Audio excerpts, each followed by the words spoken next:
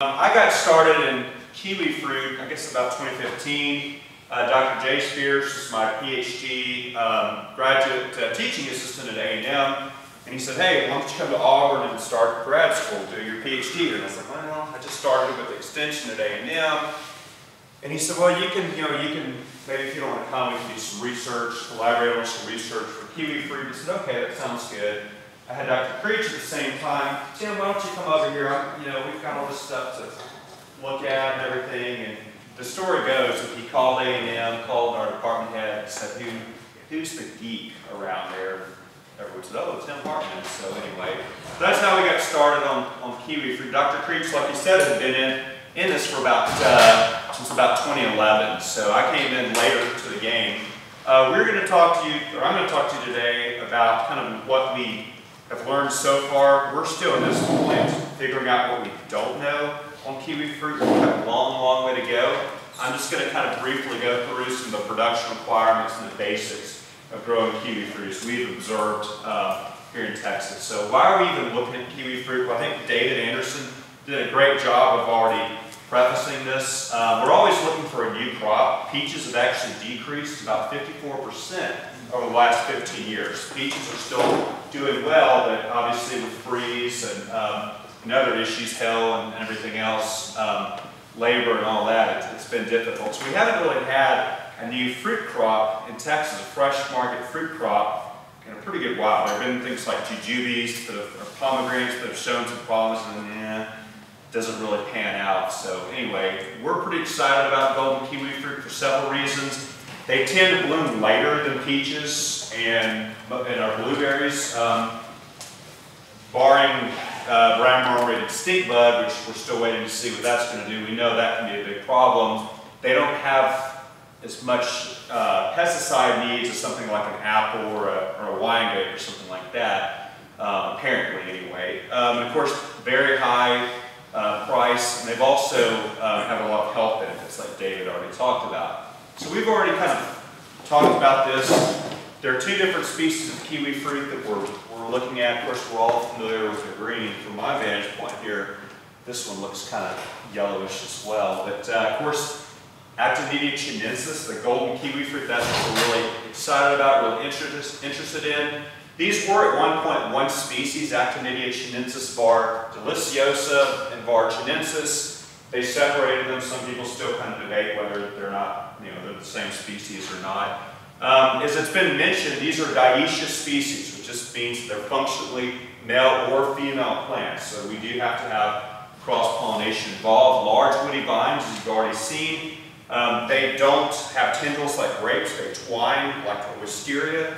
The growth habit naturally is actually going to be a lot like wisteria. Very vigorous. It's going to try to really constrict, twine around its support. I want to just show you this. This is from Hong Bin actually, but it's showing you the native distribution of the green Kiwifruit, deliciosa, and the golden Kiwifruit. So I've never been to China, and like Malcolm and Dr. Creech, these provinces the names don't mean anything to me, but as you can see here, the golden Kiwifruit, even though there's some overlap in range, it's primarily more to the east, closer to the coast. Whereas we have deliciosa more in the center, and there is some overlap, and in literature it talks about that you would actually have the green would be at higher elevations, the gold would be lower, which would kind of lead us to believe that maybe the gold are going to have less cold tolerance. We'll talk more about that in a little bit. But one thing that is for sure is this is closer to the coast. Golden Kiwifruit love humidity. Obviously, we have lots of humidity to offer these Kiwifruit here. Our humidity can be good for something. And that's been one of the problems traditionally growing golden Kiwifruit out, especially in the Central Valley of California, is the fruit shrivel. They just can't keep up with the evaporation, transpiration demand in the leaves. Here's the foliage and the flowers. Beautiful, beautiful ornamental plants. This is AU Author. It's a male selection of the green kiwi, Actinidia deliciosa. Here's a close-up of the flowers. I think we took this picture last spring. And you can see here, it's kind of hard to see actually, but you've got the stigma, you've got the female parts here. Looks like you've got some functional anthers, but the pollen is not viable. Whereas if you look at the male there's nothing there where the female part should be. We do have, of course, the pollen there. So there are some questions about how old these things can be. This is, I would guess, maybe 30, 40-year-old vine. Pretty old vine in New Zealand. They can get to be pretty old after a while. So there are a lot of different kiwifruit species out there. People debate that it's right now they consider about 66 different species.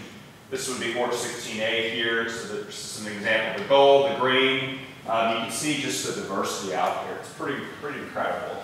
So there's a lot more to work with. Like it was already talked about there, this is one of the red selections they were working with in New Zealand, Zespri. This is Actinidia arguta, the kiwi barrier hardy kiwi. So if you go up to the Midwest, you'll see this grown quite a bit. You see it in a lot of the seed catalogs too. These kiwi berries are hardy kiwi that they can grow all the way up to the Arctic, not really, but pretty far north. Like Malcolm was saying, these have small grape-sized fruit. They don't have fuzz on them. They're pretty tasty. The shelf life is not very long. These things, they have to be picked when they're pretty much ripe, so that's an issue. They have a limited post-harvest. And the trade-off is, even though these things are cold hardy, it seems that they're not heat tolerant. So, you're gaining something and losing something there. There may be some chilling issues, but we think it's mainly just heat tolerance. As a side project, kind of messing around with these a little bit. I've got about 30 varieties that I found. We're trying them underneath 50% shade, so we're going to see if that's something that may have some potential as well, at least for homeowners. These things can fetch a pretty good price. They're selling at H-E-B for about I think it was about $5 for 4.5 or 5 ounce clamshell. So I only buy them to let people taste them. I'm too cheap to buy these things otherwise. Kiwifruit history, it's a pretty interesting crop. Of course, it's been grown for thousands of years for subsistence and local consumption in China. The way it actually got to the Western world was actually by this lady, Isabel Fraser. She was actually a school teacher in New Zealand.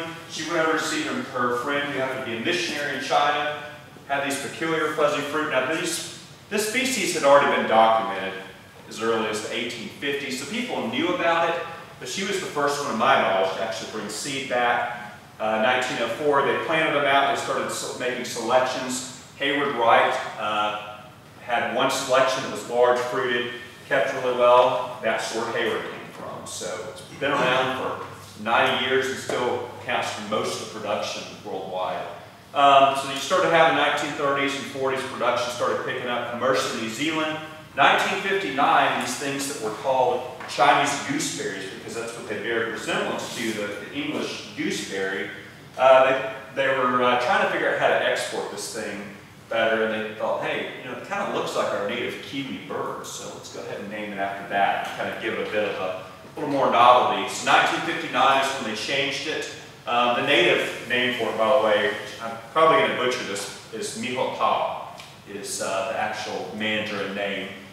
First commercial production, late 1960s in California. It wasn't until about 2000 that the Zespri Gold Kiwi, Horse 16A, really took off.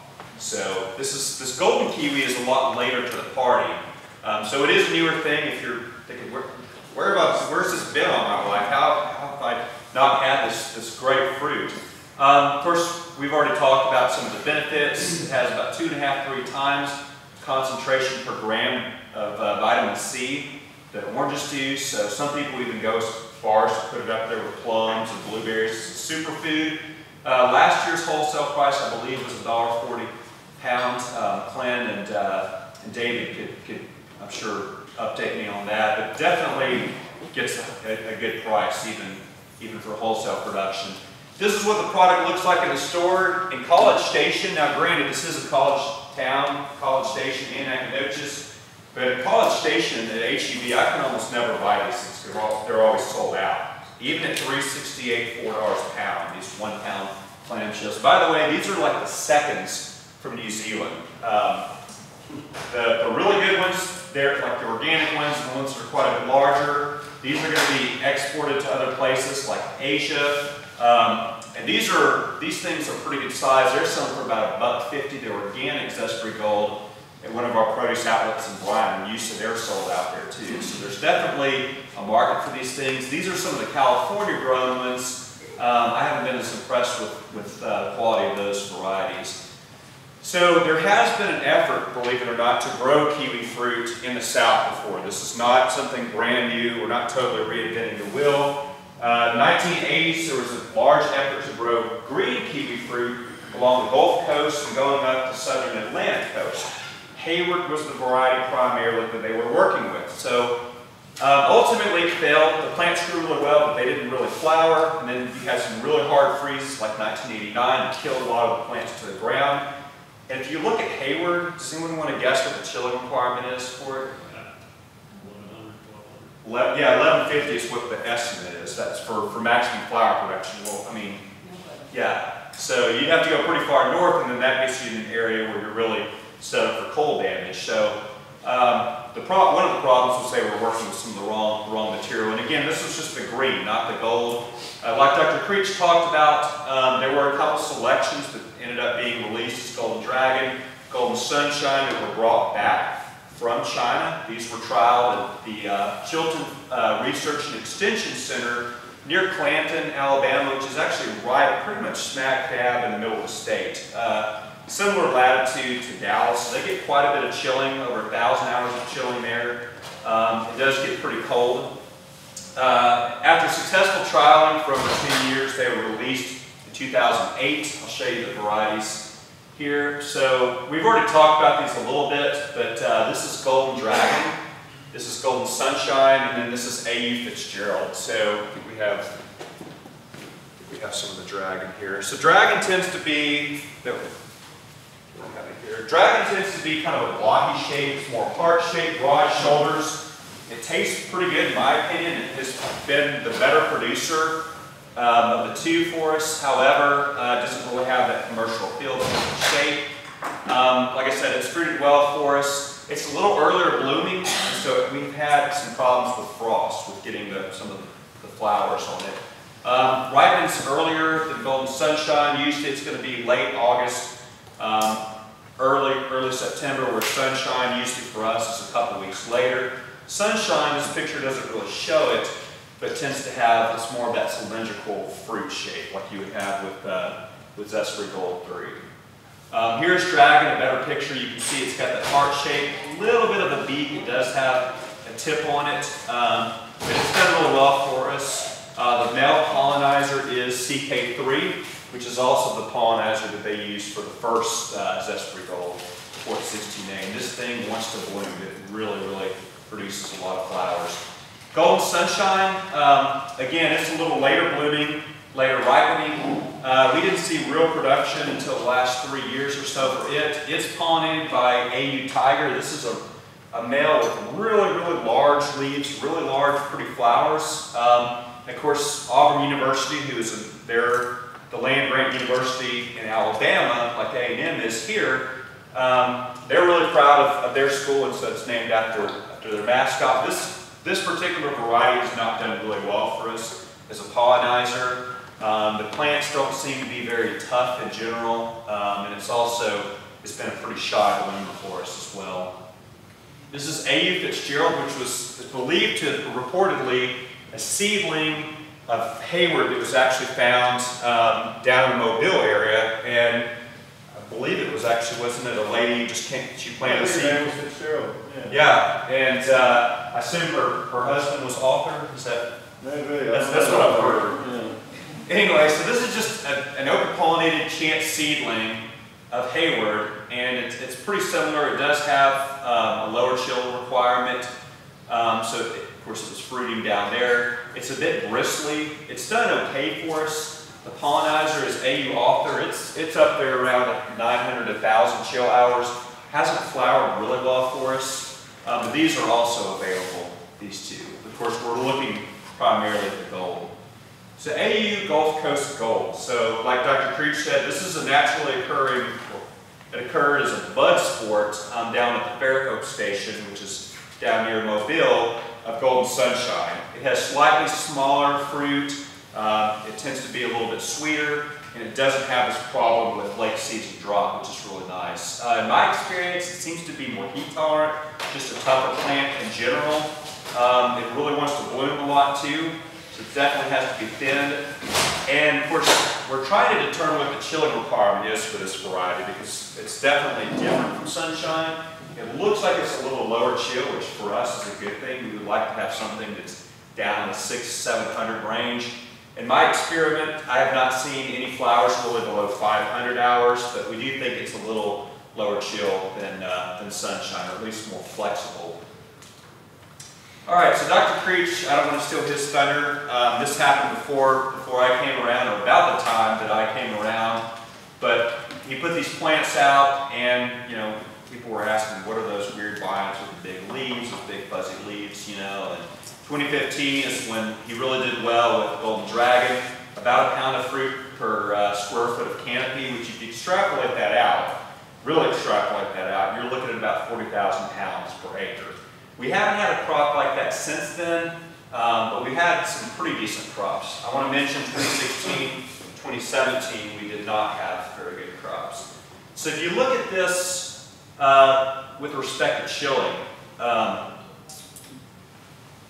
Ross Stevenson came over and we were kind of debating what was at play here. Was it pollination? Was it training? Was it cropping? Was it this and that? And we arrived at that it's mainly chilling. If you look at this graph here, this is a really crude graph that I put together. The blue represents the chilling, and that's 45 and below, which the literature suggests that actually 50 degrees Fahrenheit and below actually is contributing. So they're a little more flexible in the temperatures that count for chilling, and you can see the yield.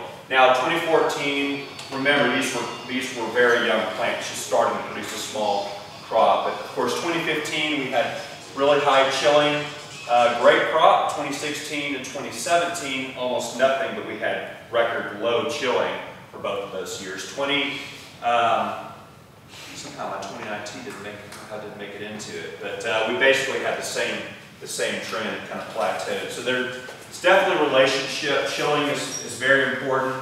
I believe Clint's going to talk about hydrogen cyanamide, so we can actually kind of buy some chilling essentially. But chilling is really important for these cultivars. So here's some of the quality, a little bit of information about the quality from last year. So we were comparing the fruit that was grown here between Zespri Gold that we bought in the store. Now I want to mention that the Zespri Gold that we got were the seconds. They were packed into 1 pound clamshells, which on Zespri Gold 3, the smaller the fruit get, the lower the sugar content, which is kind of unusual compared to other fruits.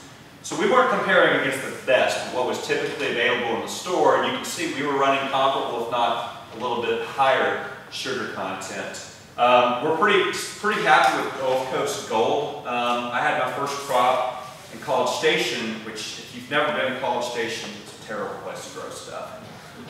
We've been able to grow down in Brazos River bottom some plants, and had my first crop of Gulf Coast Gold. They're averaging about 94 grams, so not too bad on the size for the first year on a 3-year-old plant.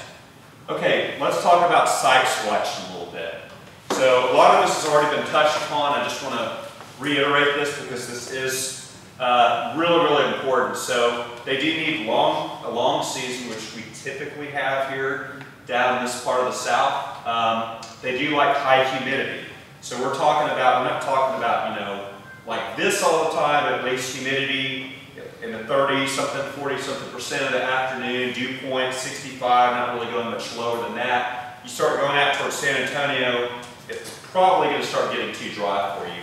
Max cold tolerance, 10 degrees Fahrenheit. The reason I've got the question mark there is this varies by species, varies by cultivar, and it really depends on the conditioning, the hardening of the plants. As we've learned the hard way, you have a plant that is starting to wake up in the middle of the winter, or it's not going to sleep yet in the fall, can get really hurt bad by even a fairly modest freeze, like 27 degrees. But usually around 10 degrees, that's usually what we can consider hardiness for the whole plant. We will see some, in literature, there is some bud damage and everything down to about 14 degrees Fahrenheit.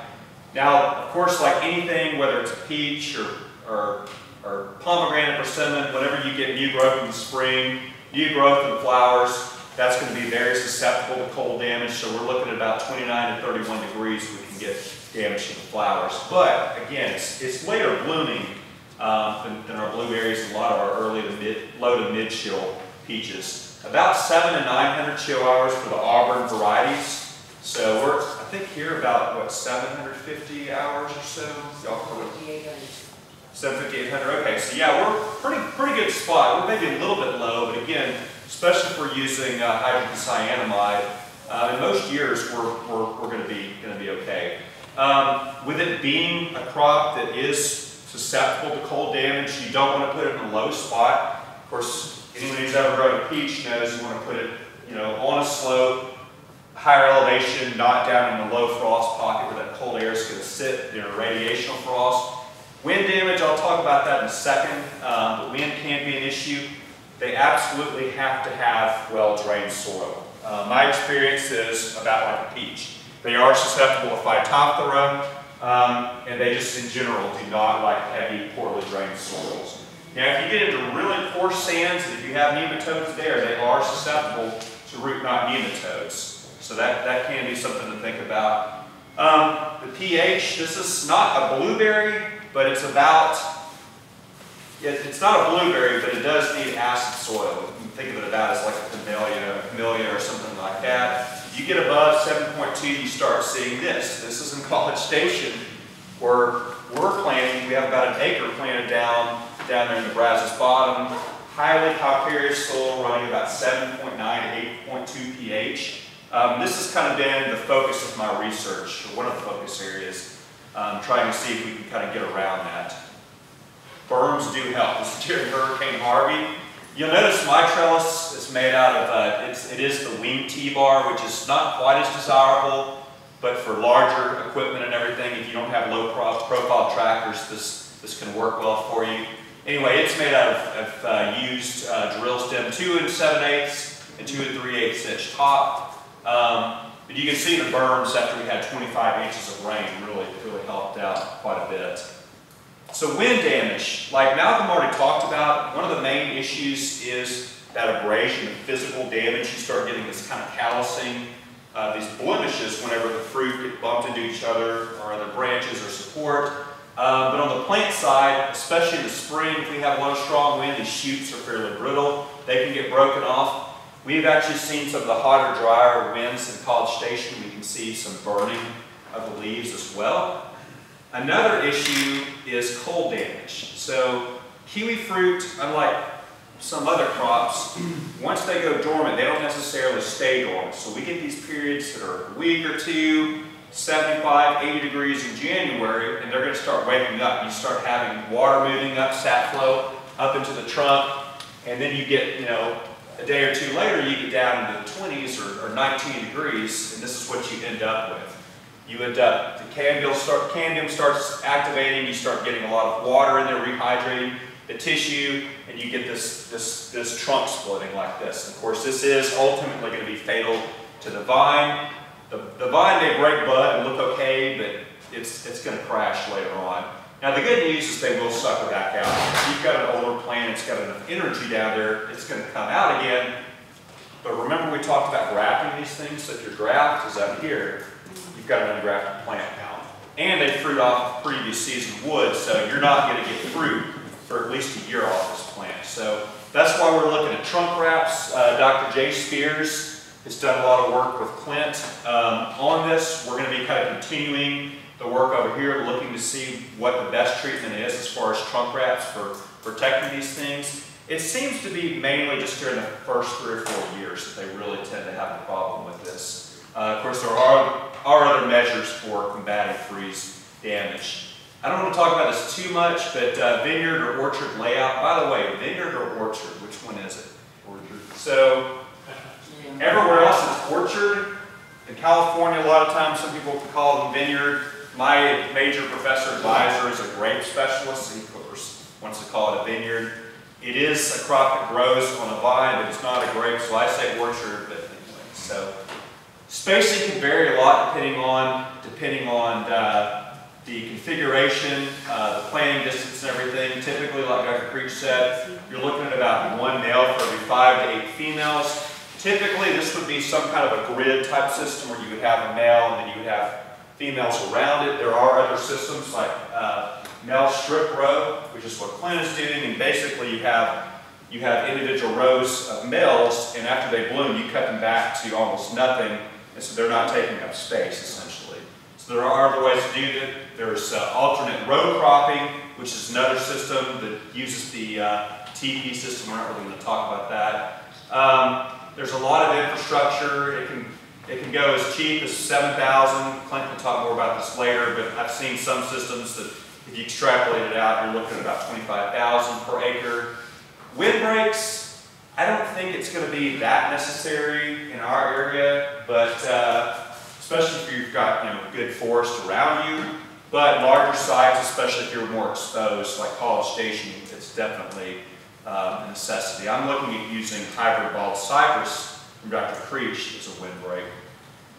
T-bar trellis system, basically this is what it looks like. You've got posts, you've got a horizontal beam. A lot of times this is going to be a treated 2x6. There are a lot of other things you could use. Here again, you see we're using 2 7/8 inch used oil filled pipe and then 2 3/8 inch. Yeah, I'll talk about the overhead pergola. I'm just going to have to kind of fly through this. This is the preferred system. Pretty much all production in New Zealand has moved over to pergola. The advantage is the whole area of production is continuous canopy. So there's no wasted space. One thing that's really appeasing in Texas is that you're picking in the shade constantly. Now, of course, with that, you're going to have lower profile equipment and everything. I think Clint's going to talk more about the trellis construction. Malcolm already showed some pictures, but you have these slanted posts that are driven in. This is a picture I took, post driver that they were using over there in Alabama. And then this end post is going to be the anchor for it. See, these are driven in. They're not concrete. They're just driven in. It creates kind of a suction down there. So these are the two systems you can see comparing. This is the pergola. This is at Clint's operation. I think this was a couple years ago. You can see he's got his trunks, he's got his cordons, he's getting his first temporary fruiting canes. Whereas this is at the Chilton Research Station. This is that winged T-bar. Are we going to make copies of these Yes, I believe Dr. Creech is going to do that. Yeah. Okay, nursery production. Again, the green has been grown for a long time. It's just unrooted cuttings. We've moved more, especially with the gold, to do grafting of the gold onto green seedlings. And there are two ways to do this. You can actually buy plants that are grafted in a field, grafted in containers, plant those out, or you can establish the rootstocks in the field and graft them in the field, which is what they're doing. I believe that's what you're still doing at Realtown, right, Clint? Grafting in the field? Yeah, we do field grafts. Yeah, so there's two different ways you can do it. Typically what you're looking at is going to be at least a 2-year-old rootstock, sometimes 3-year-old that's grown in a nursery. That's planted in the field at final mature spacing. It can be grafted that year. It's usually allowed to establish for 1 year. You're concentrating on growing one main trunk. That following winter, after it's been grown and established for a year, it's grafted. From there, you can go and establish your trunk and your cordons. But of course, they do root pretty easily from cuttings. So here's just an example of some field production. This is in College Station where we can make them grow. These are 2-year-old plants. We have our challenges there, but they're looking okay. This is New Zealand. This is some containerized production. Wayne Bassett with the Wildlife Group, who's the only licensed propagator of the Auburn Kiwifruit varieties. He's moved to these grow bags. They're about a 3-gallon. And so that's what the production looks like there. These are just rootstocks being grown in Alabama. Planting, the root system is really weird. You would expect, with this being a woody vine, to have maybe a taproot or something. No, it has this very fibrous root system. If it does have a taproot, it goes down a little bit, spreads out into several basal roots, so you get this kind of mop-looking appearance. And so the important thing is you're not going to dig a deep hole and stuff all the roots down into it. The way it grows naturally, and it is, of course, the vine, where you find these things naturally, would be kind of on the edges of clearings in their native China, and they're going to have kind of a spreading root system. So when we plant, we're not digging a really deep hole, it's a more shallow hole, and we're spreading these roots out. The growers in New Zealand will tell you that that you almost need to see the base of the roots when you plant. You definitely don't want to plant these too deep. That can be really, really bad for them. So this is a picture from Clint's operation in Reeltown. This is a 1-year-old rootstock that's been planted, growing it as a single trunk. The following year it's going to be grafted. You can see here, there's several ways you can do this. Some people will actually completely remove these lateral shoots that come off. I like to tip them back and just concentrate growth up into the top, but it's kind of if you've ever heard of the trashy trunk concept. All we're trying to do is feed that root system and grow something up. So as long as you're getting it back, you're still achieving that goal. This is grafting in the following winter. Whip and tongue grafting is most commonly used. You can also do some machine grafting. Saddle grafting is what Dr. Creech used. Here's a year later, you can see all the callousing, and you can see that graft there. If you get the timing right, the grafting works pretty well. They're typically grafted in the dead of winter, mid-late January going into early February. And the reason is if you graft them when there's sap flow, it's actually going to kill the graft. You end up with all this bleeding. You have a lot of xylem pressure going up. And so they're either grafted in the wintertime or there's another window in June. And I've had pretty good success grafting in June. That's using dormant wood from the previous year as your sign wood. So here, this would be after it's been grafted. This is that following year. You've grown the rootstock. You're growing the plant. And again, this is from Clint's operation. You can see a nice single trunk. And these would be cordons that have been just laid down. You're getting your first temporary fruiting cane starting to break. And let's see. So this just kind of shows you what it looks like. This is on early.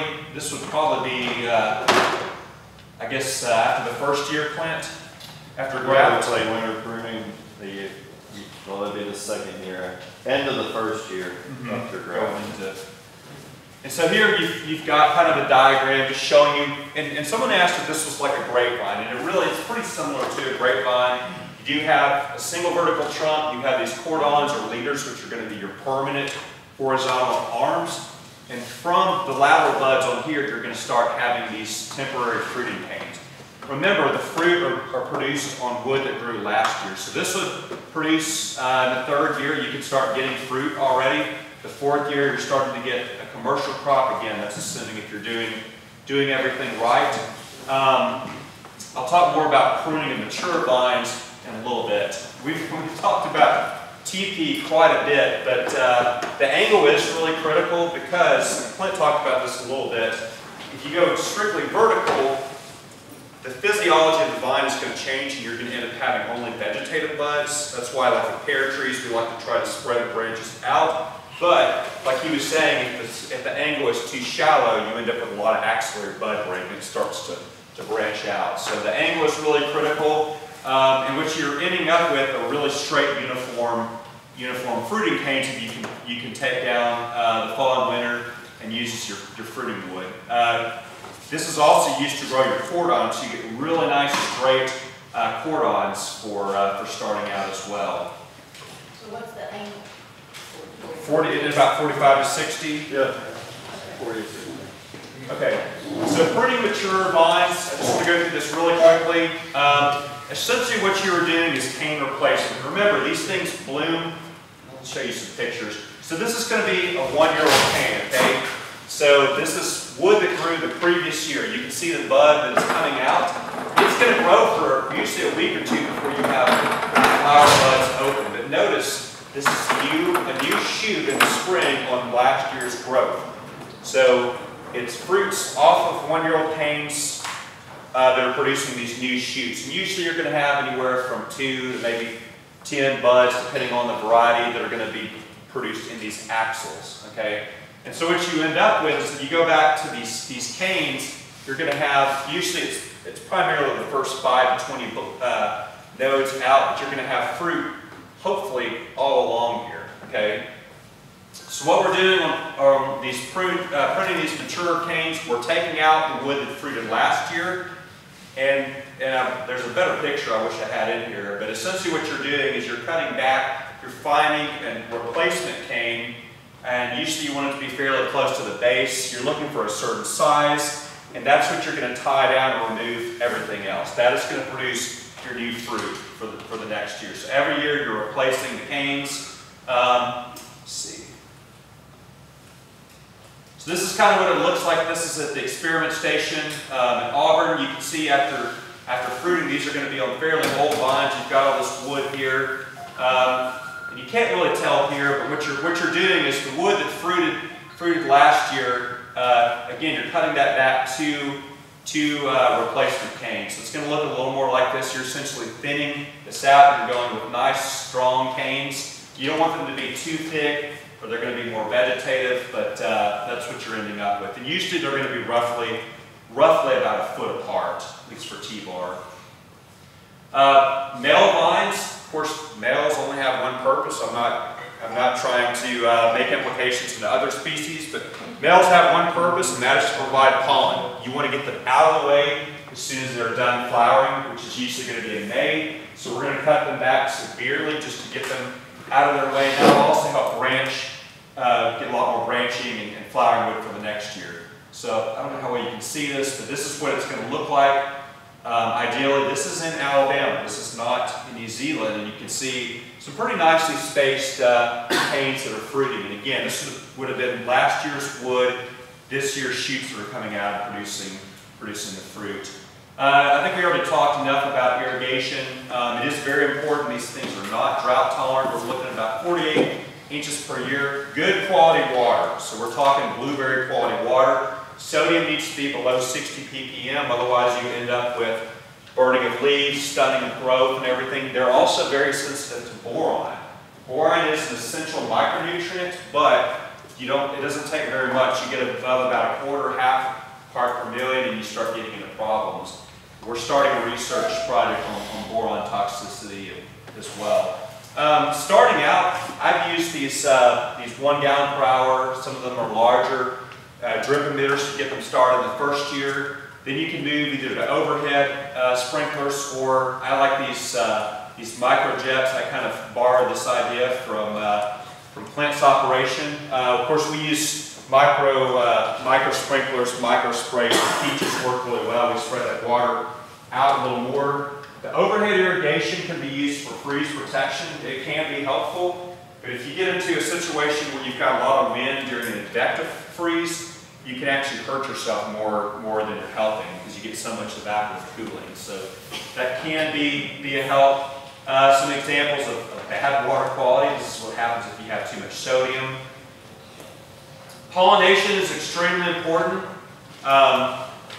Pollination is really important. This is from one of the management guides from California. You can see that perfect correlation between fruit size and seed set. So the more seed you get, the more of those ovules that are fertilized, the larger the fruit you're going to get, and the better the shape you're going to get as well. There are different ways to do this. My personal opinion is, at least, you can, like Dr. Creek said, you can buy in pollen and apply it artificially, or you can let the bees do the work with the males that are there. I personally feel that it would be a good idea to have both as a backup, not rely on just one system. We were talking with Clint last night about how different male cultivars don't necessarily bloom the same time every year. And so trying to synchronize with that female in that short window of time is really important. So there are different males out there to look at. I'm not going to talk so much about thinning, although it is important in some varieties like Sunshine Gulf Coast for sure.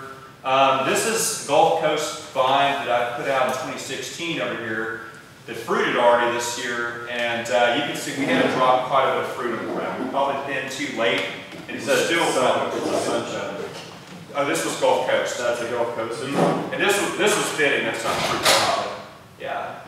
So of course with peaches, it's really hard to do. That's the hardest thing to teach someone, is you've got to take fruit off, but if you want decent sized fruit that you can sell, something you're going to have to do. Oops. Weed management, orchard floor management, it's not going to be as difficult once you have a mature orchard or mature vineyard because you're getting that shading. Now one thing I want to mention is you do want to see a little bit of light coming through to know that you're getting enough sun penetration through there. Earlier on we can use these trunk wraps, these grow tubes, trunk protectors like we would in grapes. They can help a lot to protect the trunks as we're spraying, especially if we're using something systemic like glyphosate. Kiwi fruit, from what we've seen, don't have a lot of pests and diseases. This white peach scale that we see on pretty much any fruit crop can readily be controlled in the wintertime with a dormant oil application. You can also put an organophosphate in there to help as well.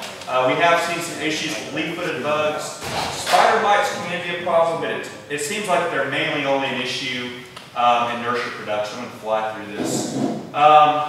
The major disease that we've seen is Phytophthora, which can, again, be a problem with in poorly drained sites. There are some fungicides that can be used for it. Methanoxam, Ridamil, and also phosphates like Rampart.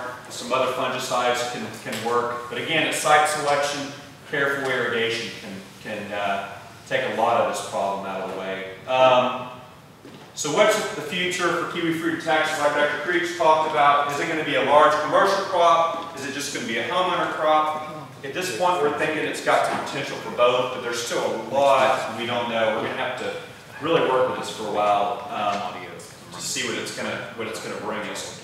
So when you look at all the different constraints, all the different limitations of kiwi fruit, soil pH, humidity, temperature, as far as chilling and cold hardiness, this is just kind of a ballpark, but we're thinking something kind of like this. This is the best area, the area that would probably be most conducive for production in terms of chilling. Now again, this is assuming you're using these 700 to 900 hour Auburn varieties. You get too far north, you start running into some serious freeze damage risk. And again, primarily the piney woods curtain inside there where you've got favorable soil conditions. A little bit really quickly about our research efforts. This would not be possible without the TDA Specialty Crop Block Grant. We've been fortunate enough to get this grant for 3 years, looking like the 4th year, hopefully. One of the first things we did was start putting out expanded variety trials, trying them in different areas in the state to really see how these varieties are going to perform. Some of the areas that I'm working with at A&M, we're not in a really good spot to grow kiwi fruit, so I'm looking more at adaptation restrictions. So things are going to be limitations for the plant surviving and growing. So I'm looking at winter chilling requirements, specifically what happens when you've got warm temperature in the middle of the winter time interrupting chilling accumulation. Also looking at high pH soils. What exactly is happening, and can we find rootstocks that can give us tolerance to overcome that like we have in grapes and other crops, which so far it's looking like there may be enough genetic variation out there. Freeze tolerance as well. I had the rare opportunity to really thoroughly document some freeze damage last year. So we're learning a lot from that November 13th freeze after we had essentially no hardening off. Some other things we're looking at, I think I talked about all of these. Like Dr. Creech said, the more varieties we can get, the better. I personally am interested not in this just for an large commercial export crop, but also for local and regional production. Of course, we know, for those of us who've grown peaches, we know that if you can grow a decent peach, you're going to be able to sell it in Texas, especially our large urban markets, the trend for locally grown produce and everything. So we're looking at some other varieties. I'm also looking at other green varieties. Because I think even for local production, there is some potential for green possibly. These are our trial sites. There are a few additional ones I don't have on here. These are the ones we have now. Simonton, College Station, SFA. We've got, hopefully that's the right purple color. Tyler. We've got North Texas Community College up in Mount Pleasant, which will give us some good insight into the cold tolerance of these varieties too. So a lot of collecting material and getting it propagated. Of course, we've got a lot of educational stuff that we're doing as well. The website is on here if you want to look into buying some of these Auburn varieties. They run about 30 bucks a piece. The only licensed propagator is Wayne Bassett at the Wildlife Group. He's near Tuskegee, Alabama. If you go to the website, growakiwi.info, you can put your name and contact info. Someone will get back with you. They're mail order plants. They are selling Gulf Coast Gold now. And the last thing I want to mention is we are working on, this is kind of a preliminary version of fact sheet on Kiwifruit. I revised it. We're talking about a lot more stuff on there. This will be available on Agri Horticulture, hopefully later this fall. It'll be about 20 pages long. Anyway, so that's kind of where we're at this point. I'm going to turn it over to Dr. Creech, who's going to let Clint talk about how to actually grow this crop. Clint spent a lot of time growing this crop commercially. Okay, thank you, Tim.